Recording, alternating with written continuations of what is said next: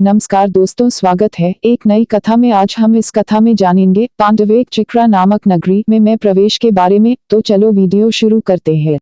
पांडवों की महर्षि व्यास से भेंट। हिडिंबा तथा उसके पुत्र घटोत्कच के चले जाने के पश्चात पांडव भी वह वन्य स्थान छोड़कर चल दिए। संकटों तथा विपत्तियों का सामना करते हुए वे आगे बढ़ते गए। उन्होंने बाल बढ़ा लिए थे तथा सन्यासियों जैसे वस्त्र पहन लिए थे। एक दिन पांडव प्रातः काल पूजादि में व्यस्त थे तो अचानक एक मुनि वहां आ गए। वे महर्षि व्यास थे। यद्यपि पांडव उन्हें नहीं जानते थे, फिर भी उन्होंने उन्हें अत्यंत आदर पूर्वक प्रणाम किया। महर्षि ने अनेक आशीर्वाद देते हुए कुंती को संबोधित किया और बोले, पुत्री, तुमने शायद मुझे पहचाना नहीं। कुंती ने महर्षि के मुख की ओर ध्यान से देखा तथा उन्हें पहचानकर रोने लगी। महर्षि ने उसे सांत्वना देते हुए कहा, पुत्री, धैर्य रखो। घटनाक्रम एक निश्चित विधान के अनुसार चल रहा है। प्रत्येक काली घटा में विद्युत की चमक भी छिपी होती है। दुख में धैर्य रखे तो सुख अवश्य ही प्राप्त होता है। तत्पश्चात महर्षि व्यास ने पांडवों को समझाया कि वे निकटवर्ती एक चिक्रा नामक नगरी में जाकर सुखपूर्वक निवास करें। पांडव एक चिक्रा नामक नगरी में चले गए तथा ब्राह्मणों के वेश में एक ब्राह्मण परिवार के साथ रहने लगे। वे सारा दिन नगरी में जाकर भिक्षा मांगते थे तथा संध्या होने पर भिक्षा लेकर घर लौट आते थे। कुछ ही समय में वे अपने सात्विक विचारों के कारण लोगों में सर्वप्रिय हो गए। सायंकाल के समय कुंती सारी भिक्षा को 2 समान भागों में बांट देती थी। एक भाग अकेले भीम को दे दिया जाता था तथा दूसरा भाग अन्य चारों भाई तथा माता बांटकर खा लेते थे। एक दिन एक अद्भुत स्थिति उत्पन्न हो गई। कुंती का स्वास्थ्य ठीक न होने के कारण 4 भाई तो भिक्षा लेने के लिए नगरी में चले गए, परंतु भीमसेन माता की देखरेख हेतु घर पर ही रहे। अचानक कुंती तथा भीमसेन ने उस ब्राह्मण परिवार के घर से दुखपूर्ण विलाप का स्वर सुना। अतः कुंती ने भीम से कहा, पुत्र, इस ब्राह्मण परिवार पर अवश्य ही कोई शोचनीय संकट आ पड़ा है। इस दुख में इनकी सहायता करना हमारा कर्तव्य है। भीम ने सहमति प्रकट की तथा अपनी माता से कहा, आप जाकर पता करें कि इस परिवार पर क्या विपत्ति आ पड़ी है। अतः कुंती उनके घर गई और देखा कि सारा परिवार शोक और भय के सागर में डूबा हुआ था। हिम्मत जुटाकर कुंती ने ब्राह्मण से पूछा, प्रिय भ्राता, क्या बात है? आप सब उदास क्यों है? आपने हमें शरण दी है, अतः हमारा कर्तव्य है कि हम आपके दुख में आपका साथ दें। बताएं, हम आपके लिए क्या कर सकते हैं? ब्राह्मण कुंती के सहानुभूति भरे शब्द सुनकर प्रसन्न हो गया तथा उन्हें धन्यवाद देते बोला, बहन, हम पर जो संकट आ पड़ा है उसे कोई बात नहीं। प्रत्येक परिवार को एक न एक दिन ऐसे संकट का सामना करना पड़ता है। फिर भी मैं इस संकट के विषय में जानना चाहती हूँ। हम भी तो आपके परिवार के सदस्य ही है, अतः मुझे आने वाले संकट के विषय में बताएं। कुंती ने हठ किया। में ब्राह्मण बोला, बकासुर नामक एक नरभक्षी राक्षस एक निकटवर्ती पहाड़ी की गुफा रहता है। उसके क्रोध से नगरी के बचाव तथा उससे सुरक्षा प्राप्त करने के लिए प्रतिदिन उसके परिवार के एक व्यक्ति की बारी है तथा उसके लिए भोजन सामग्री भी हम ही जुटाएंगे। भोजन हेतु एक व्यक्ति तथा भोजन सामग्री से लदी एक बैलगाड़ी भेजी जाती है। आज हमारे हट कर रहा है। हमने निर्णय लिया है कि हम सभी उसका भोजन बनने के लिए चले जाएं। ब्राह्मण ने बात आगे बढ़ाते हुए कहा, हमारे परिवार का प्रत्येक सदस्य राक्षस के पास जाने का भी सदस्य राक्षस के भोजन हेतु नहीं जाएगा। मेरे 5 पुत्र हैं और उन्हीं में से एक वहां जाएगा। कुंती ने कहा, यह कभी नहीं हो सकता। आप सब हमारे अतिथि हैं। मैं अपने परिवार को राक्षस से बचाने के लिए अपने किसी अतिथि को मृत्यु के मुख में धकेलने का पाप कभी नहीं कर सकता। ब्राह्मण ने उत्तर दिया, आप चिंता न करें भैया, मेरा पुत्र भीमसेन राक्षस से निपटने के लिए पूरी तरह सक्षम है। वह केवल आपके परिवार को ही नहीं अपितु सारी नगरी को उसके आतंक से मुक्त कर देगा। कुंती ने कहा। इन विश्वास भरे शब्दों से ब्राह्मण और उसका परिवार पूरी तरह आश्वस्त हो गए। कुंती भी संतुष्ट होकर घर लौट आई। जब युधिष्ठिर और उसके तीनों भाई संध्या के समय भिक्षा लेकर लौटे तो कुंती ने प्रत्येक को भोजन का भाग दे दिया। जब सभी लोग भोजन खा चुके तो उसने अपने पुत्रों को सारी बात बताई, जिसे सुनकर युधिष्ठिर अपने प्रिय भाई भीमसेन के लिए चिंतित हो उठे। वे कुंती से बोले, माताश्री, मैं अपने अनुज भीम के प्रति सबसे अधिक स्नेह रखता हूँ। आपको इसे भयावह राक्षस से भिड़ंत हेतु भेजने का वचन ब्राह्मण को नहीं देना चाहिए था।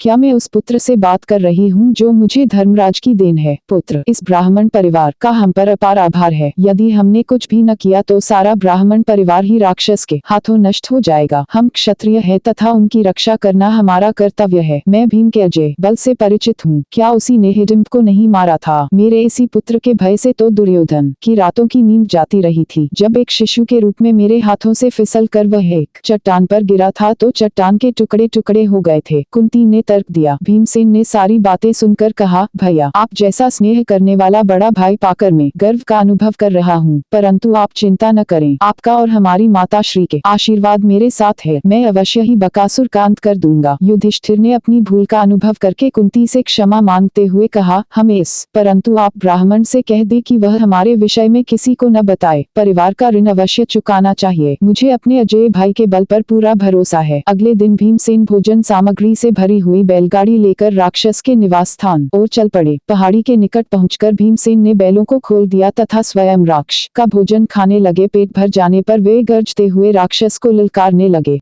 बहुत भयावह तथा खूंखार राक्षस था, जिसका मुख चौड़ा तथा दांत बड़े बड़े थे। जिस समय भीम ने सिंह गर्जना की, वह अपने भोजन की प्रतीक्षा कर रहा था, अतः वह अपनी गुफा से बाहर आया तथा भीम को अपना भोजन खाते हुए देखकर क्रोध से पागल हो उठा। उसने घोर गर्जन करते हुए चिल्लाकर कहा, अरे दुष्ट, तूने मेरा भोजन खाने तथा मुझे ललकारने की हिम्मत कैसे की? क्या जीवन से तंग आ गया है तू? ऐसा कहते हुए बकासुर क्रोध में भरकर भीमसेन की ओर लपका। भीमसेन ने जानबूझकर उसकी बात अनसुनी कर दी। इतने में राक्षस उसके निकट आ गया, परंतु भीमसेन निर्भय होकर खड़े रहे। यही नहीं, वह राक्षस की चिढ़ाने के उद्देश्य से भोजन की ओर फिर बढ़े। तदनंतर अपनी माता तथा उनके आशीर्वाद का स्मरण करके भीम ने पूरे बल के साथ राक्षस पर आक्रमण कर दिया। उनका आक्रमण इतना भयंकर था कि राक्षस लड़खड़ा गया और धड़ाम से भूमि पर गिर पड़ा। उसे उठने का अवसर न देते हुए भीमसेन ने अपना दायां पांव उसकी छाती पर इतने जोर से पटका कि वह ऊंची आवाज में चीखकर सदा के लिए शांत हो गया। भीमसेन ने मृत राक्षस के गले में कपड़ा बांधा और उसे घसीटकर नगरी के मुख द्वार पर लोगों के दर्शन हेतु डाल दिया। राक्षस के वध का समाचार दावानल की तरह फैल गया तथा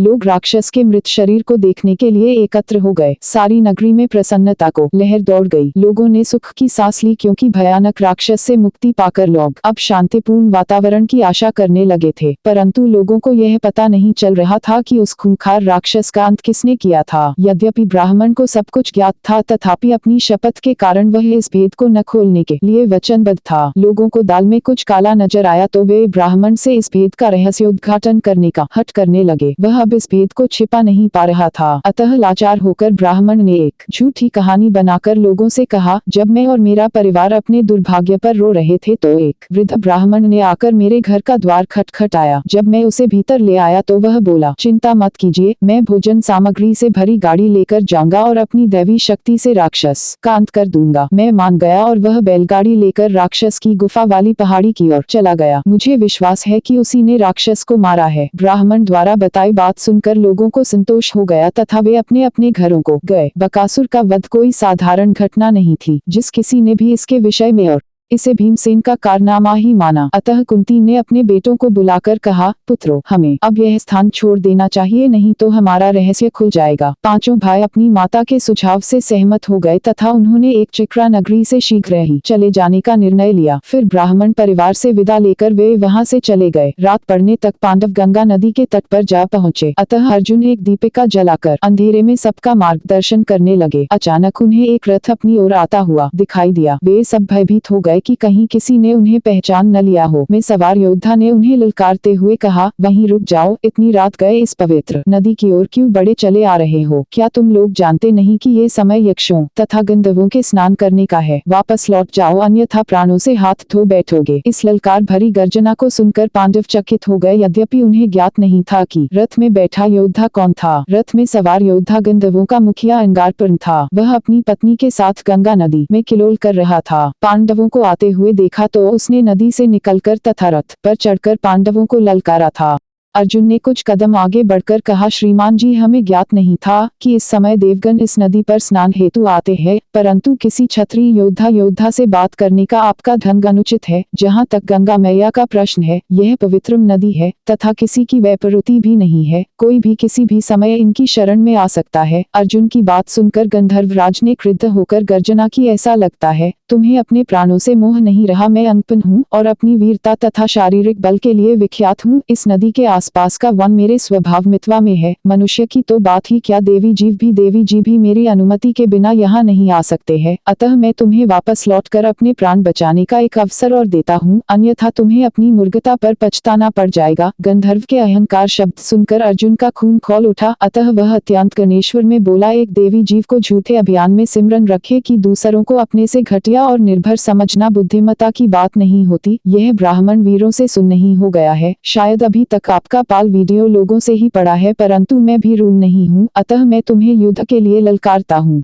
अर्जुन के शब्द सुनकर अंगारपर्ण क्रुद्ध हो उठा तथा अपनी तलवार खींचकर उसने अर्जुन पर आक्रमण कर दिया। अर्जुन ने अपनी दीपिका से ही उस आक्रमण को निष्फल कर दिया तथा गर्ज कर कहा, अरे अंगारपर्ण, अब मेरा वार संभाल। मैं तुम्हारी गीदड़ बबकियों से नहीं डरता, मैं तुम जैसे विरोधियों से निपटना खूब जानता हूँ। मुझे पुनर्तः अनुमान हो गया है कि आज तक तुम्हारा किसी सच्चे योद्धा से सामना नहीं हुआ, अन्यथा तुम्हारा बात करने का ढंग ऐसा असभ्यतापूर्ण नहीं होता। ऐसा कहते ही अर्जुन ने अपनी दीपिका को अभिमंत्री किया तथा गंधर्व पर निशाना साधकर उसे आग्नेय अस्त्र की भांति चला दिया। गंधर्व के रथ को आग लग गई तथा उसे नीचे कूदना पड़ा, परंतु नीचे कूदने के पश्चात अंगारपर्ण अपने आप को संभाल नहीं पाया तथा भूमि पर गिरकर बेसुध हो गया। अविलंब अर्जुन ने उसके केशों को पकड़ा और खींचकर युधिष्ठिर के पांवों पर पटक दिया। यह देखकर अंगारपर्ण की पत्नी युधिष्ठिर के पास आकर गिड़गिड़ाने लगी, कृपया मेरे पति के प्राण न ले, नहीं तो मैं विधवा हो जाऊंगी। कुंती ने युधिष्ठिर से गंधर्व पर दया करने के लिए कहा, पुत्र, एक पराजित व्यक्ति के प्राण लेना मेरे वीर पुत्रों को शोभा नहीं देता। इसका तो इसकी पत्नी के सामने पर्याप्त अपमान भी हो चुका है।